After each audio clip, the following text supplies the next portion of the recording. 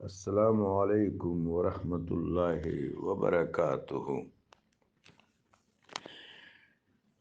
پیکر جمیل سرکار دو عالم نبی رحمت آقا و مولا صلی اللہ علیہ وآلہ وبارک وسلم کے شمائل مطہرہ پر اہل علم نے بہت کتابیں لکھی۔ ان کتابوں میں سب سے زیادہ دو کتابیں مشہور ہیں۔ حضرت حافظ ابو عیسیٰ ترمذی رحمۃ اللہ علیہ کی کتاب الشمائل محمدیہ، بہت خوبصورت کتاب۔ شیخ مفید نے بھی کتاب لکھی ہے۔ شمائل پر دیگر بزرگوں نے بھی کتابیں لکھی۔ آقا و مولا صلی اللہ علیہ وآلہ وبارک وسلم کا سراپا مبارک، آپ کے خط و خال مبارک، آپ کے نین و نقوش مبارک، آپ کے پیکر جمیل کے انوارات بڑے کم صحابہ سے مروی ہیں۔ حضرت ابو حالہ رضی اللہ تعالیٰ عنہ سے ایک بدوی صحابیہ جنہوں نے میرے آقا کو صرف ایک دفعہ دیکھا تھا جب آپ مکہ شریف سے مدینہ طیبہ ہجرت کر رہے تھے، ام معبد رضی اللہ تعالی عنہا، انہوں نے اشعار و ابیات میں میرے آقا کے خط و خال بیان کیے، اور امیر المؤمنین مولا المؤمنین علی ابن ابی طالب کرم اللہ تعالی وجہ الکریم سے میرے آقا کے خط و خال روایت۔ باقی صحابہ کہتے ہیں کہ ہم سے حضور سرکار دو عالم کے خط و خال نہ پوچھو، ہم آپ کے چہرے کو نہیں دیکھ پاتے تھے۔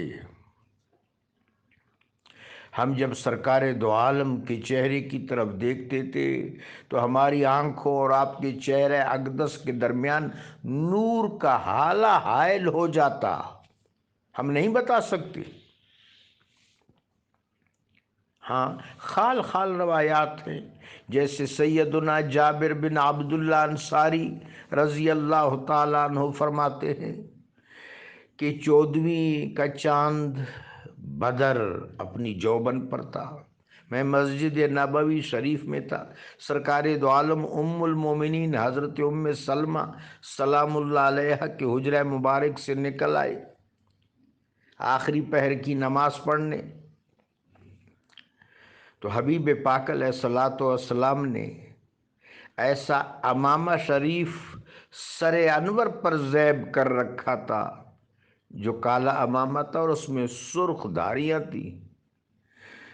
واللہ کبھی میں چاند کی طرف دیکھتا تھا، کبھی سرکار دو عالم کے چہرے اقدس کی طرف دیکھتا تھا، میرے آقا کا چہرہ چاند سے زیادہ منور تھا۔ میں نے اس پگڑی میں ایسا پیکر جمیل کبھی نہیں دیکھا۔ اس نور اول کے لیے، جوہر اول کے لیے، روح اکبر کے لیے کریم رب نے جو ناسوتی پوشاک بنایا تھا وہ جمال و جلال کا مرقع تھا، بلکہ کمال جمال و جلال تھا علیہ السلام۔ بعض اہل علم نے لکھا ہے کہ آقا و مولا علیہ السلام کی ریش مبارک کے 2-3 بال سفید ہو گئے تھے، لب مبارک کی نیچے 2-3 بال سفید ہوئے تھے، لیکن اس سے سب نے اتفاق نہیں کیا ہے۔ سرکار دو عالم صلی اللہ علیہ وآلہ وبارک وسلم کی ریش مبارک قدرتی طور پر مترجل تھی، نہایت استوار، نہایت متوازن، نہایت خوبصورت، الفاظ بھی نہیں ہے کہ بندہ تعریف کر لے۔ حبیب پاک صلی اللہ علیہ وآلہ وبارک وسلم کی پیشانی مبارک کشادہ تھی کہ چاند بھی وہاں سے شفافیت اور نور کی بھیک مانگتا تھا۔ آقا و مولا علیہ الصلوۃ والسلام کے ابرو مبارک پیوستہ تھے۔ آقا و مولا صلی اللہ علیہ وسلم کے رخسار مبارک سرخ و سفید اور نورانی تھے۔ آپ کے دندان مبارک موتیوں کی طرح چمکتے تھے۔ ام المومنین حضرت عائشہ رضی اللہ تعالیٰ نے فرماتی ہیں، سرکار دو عالم کے آگے والے دو دانتوں کے درمیان بالکل باریک سا خلا تھا جو دکھائی نہیں دیتا تھا، لیکن باریک سا خلا تھا، اس میں سے نور پھوٹتا تھا جب آپ رات کو گفتگو کرتے تھے، اور میں اس نور میں سے اندھیرے کمرے میں اتنی روشنی ہوتی تھی کہ میں سوئی تک تلاش کر لیتی تھی۔ حبیب پاک صاحب لولاک صلی اللہ علیہ وسلم جب چڑھائی بھی چڑھتے تھے تو ایسا لگتا تھا کہ اترائی اتر رہے ہیں۔ حبیب پاک صلی اللہ علیہ وسلم جب کسی طرف رخ کرتے تو پورا رخ کرتے تھے۔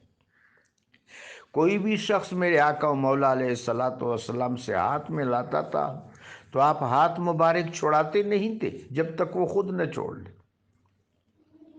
آپ کو خوشبو بہت پسند تھی۔ قدرتی طور پر جو لباس آپ کے وجود مطہر کے ساتھ ملحق ہو جاتا تھا وہ عنبر بار ہو جاتا تھا۔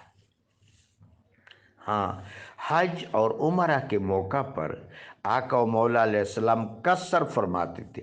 یاد رہے کہ بہت سے اہل علم نے لکھا ہے کہ سرکار دو عالم نے حلق نہیں فرمایا، قصر فرمایا۔ محلقین رؤوسکم ومقصرین، میرے آقا قصر فرماتے تھے۔ صحابہ اکرام اپنے کپڑوں پر آپ کے مبارک بالوں کو لے لیتے تھے۔ موئے مبارکہ اس طرح صحابہ کے پاس آئے، آقا و مولا کے سر انور سے اور ریش مبارک و اقدس سے بال گرتے نہیں تھے۔ حج عمرہ کے موقع پر جو آپ نے ترجل فرمایا اس میں سے صحابہ کرام نے وہ سارے ایک ایک موئے مبارک سنبھالا، لیکن صحابہ کی عادت تھی کہ وہ بال وہ آگے منتقل نہیں کرتے تھے۔ یہ ذرا دیکھ لینا چاہیے، چونکہ میں عاجز نے جو تھوڑا بہت دیکھا ہے کہ صحابہ اکرام دنیا سے جاتے وقت یہ کہا کرتے تھے کہ یہ بال ہماری آنکھوں میں رکھ کے ہمیں دفن کریں، آنکھوں میں۔ بعض اہل علم نے لکھا ہے کہ آپ کے موئے مبارکہ امام احمد بن حنبل تک پہنچ گئے تھے رحمہ اللہ۔ انہوں نے بھی اپنے بیٹے سے کہا کہ جب میں فوت ہو جاؤں مجھے نہلا دھلا لو، کفن پہلا لو، تو پھر آقا و مولا کے بال مبارک میری دائیں آنکھ میں رکھو، رائٹ آئی میں، دائیں آنکھ میں۔ یہ اہتمام ہوتا تھا۔ اب جہاں جہاں پر موئے مبارک کا لوگ دعویٰ کرتے ہیں اللہ بہتر جانتا ہے، ہمیں نہ ان چیزوں کی تردید کرنی چاہیے اور نہ ہی وثوق کے ساتھ کچھ کہنا چاہیے، معاملہ اللہ کے سپرد کرنا چاہیے۔ آقا و مولا صلی اللہ علیہ وآلہ وبارک وسلم جب اس دنیا سے تشریف لے جا رہے تھے آپ کے بال مبارک سیاہ تھے۔ آپ کے بال مبارک ایسے عنبری تھے، ایسے سیاہ تھے، ایسے عنبری تھے، ایسے خوشبودار تھے، ایسے مطہر، ایسے معطر۔ قاضی عیاض نے اپنی کتاب میں الشفاء فی تعریف حقوق المصطفیٰ میں ایک باب باندھا ہے، سرکار دو عالم کا وقار، کہ رسول اللہ صلی اللہ علیہ وآلہ وبارک وسلم جب مجلس میں تشریف لاتے تھے آپ اتنے بلند وقار تھے، آپ اتنے بلند وقار تھے کہ آپ کے وقار کا احاطہ کوئی الفاظ بھی نہیں کر سکتا۔ ہمارے ہاں یہ جو کچھ روایات مشہور ہوئی ہیں سرکار دو عالم کے وصال کے حوالے سے، ان میں سچائی کم ہے۔ آقا و مولا علیہ الصلوۃ والسلام نے دنیا سے جاتے وقت صحابہ اکرام سے نصیحتیں کی، اہل بیت اطہار کو، اپنے بچوں حسن و حسین علیہم السلام کو اپنے گلے لگایا، سیدہ النساء العالمین فاطمۃ الزہرا سلام اللہ علیہا سے راز و نیاز کی باتیں کی، امہات المومنین سلام اللہ علیہ کو علیہن کو نصیحتی کی، مسجد سے گریہ کی آواز آئی تو میرے آقا نے سیدنا عباس اور امیر المومنین علی سے پوچھا کہ کون رو رہا ہے؟ انہوں نے فرمایا یا رسول اللہ، آپ کے فراق کا تصور کر کے انصار گریہ کر رہے ہیں۔ میرے آقا نے فرمایا مجھے ان کے پاس لے جاؤ۔ انصار جمع ہوئے، بہت روئے، آپ نے تسلی دی، فرمایا فکر نہ کرو، حوض کوثر پر تم مجھ سے آن میں لوگے، میں وہاں تمہارا انتظار کروں گا۔ پھر آپ نے انصار رضی اللہ تعالیٰ عنہ کے ساتھ نسلوں کو دعا دی۔ جناب صلی اللہ علیہ وآلہ وبارک وسلم نے ان سے فرمایا کہ انصار، میرے بعد تمہیں محروم رکھا جائے گا۔ انہوں نے کہا یا رسول اللہ پھر ہم کیا کریں؟ فرمایا تم صبر کرو، صبر، تاکہ میرے پاس پہنچ جاؤ، حوض کوثر کے پاس پہنچ جاؤ، میں تمہیں جام پلاؤں۔ آپ نے انصار کے ساتھ نسلوں کے لیے دعائیں فرمائیں۔ یہ انصار کا اختصاص ہے رضی اللہ تعالیٰ عنہ۔ جب آپ دنیا سے تشریف لے گئے، حضرت ابوبکر صدیق تشریف لائے، آپ کی مبارک پیشانی کا بوسہ لیا اور پھر روئے اور فرمایا میرے ماں باپ آپ پر قربان ہوں، آپ دنیا میں بھی طیب اور دنیا سے ارتحال کے وقت بھی طیب، ہر حال میں پاک، خوشبودار، طیب۔ اللہ اکبر۔ جب آپ دنیا سے تشریف لے جا رہے تھے، جبریل امین علیہ السلام پہلے ملنے آئے، الوداع ملاقات کی، اور اس کے بعد جبریل امین علیہ السلام نے کہا کہ آقا صلی اللہ علیہ وسلم، حضرت میکال علیہ السلام بھی ملنے آئے ہیں، انہوں نے ملاقات کی۔ اس کے بعد آپ کے دونوں وزراء، وزیر اول جبریل علیہ السلام، وزیر دوم میکال علیہ السلام، دونوں نے کہا کہ ملک الموت علیہ السلام تشریف لانا چاہتے ہیں لیکن اجازت چاہتے ہیں۔ آپ نے اجازت عطا فرما دی۔ ملک الموت علیہ السلام کو سیدۃ النساء العالمین نے بھی دیکھا۔ اللہ اکبر، اللہ اکبر۔ جس وقت میرے آقا و مولا علیہ السلام اس دنیا سے پردہ فرما گئے، آپ کی روح اقدس و انور و اعظم و اکبر و اطیب و اطہر صلی اللہ علیہ وآلہ وبارک وسلم ملائے اعلیٰ کی سفر پر روانہ ہوئی تو ایک غیبی آواز آئی۔ اس کا تذکرہ تقریباً تمام تذکرہ نگاروں نے کیا ہے۔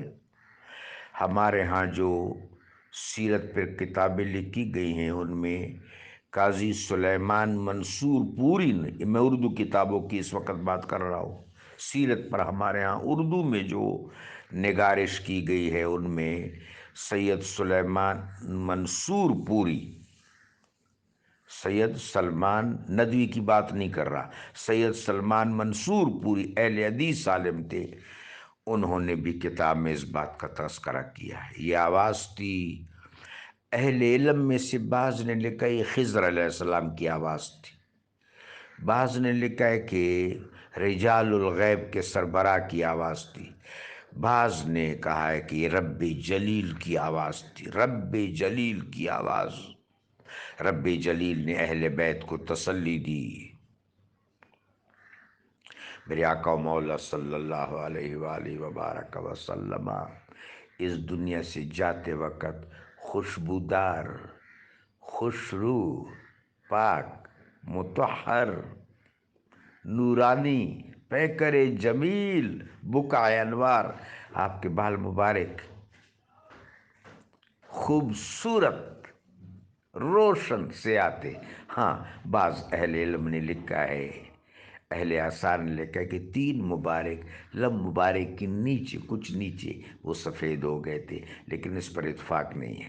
واللہ تعالی عالم بالصواب۔ الصلاۃ والسلام علیک یا رسول اللہ، الصلاۃ والسلام علیک یا حبیب اللہ، الصلاۃ والسلام علیک یا سیدی یا رسول اللہ، الصلاۃ والسلام علیک یا بشیر و نذیر، الصلاۃ والسلام علیک یا رحمت للعالمین، الصلاۃ والسلام علیک یا انیس الغرباء والمساکین، الصلاۃ والسلام علیک یا شفیع المذنبین، اللہم ارزقنا شفاعتہ فی ہذہ الدنیا و بیوم القیامہ۔